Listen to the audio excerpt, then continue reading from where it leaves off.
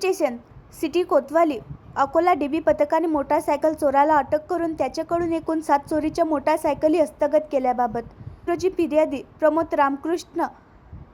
नंदागवडी वय 54 वर्षे राहणार गाजिक मस्जिदजवळ तारफेल अकोला यांनी पोलीस स्टेशन सिटी कोतवाली अकोला येथे जबानी रिपोर्ट दिला की दिनांक 2 ऑगस्ट 2025 चे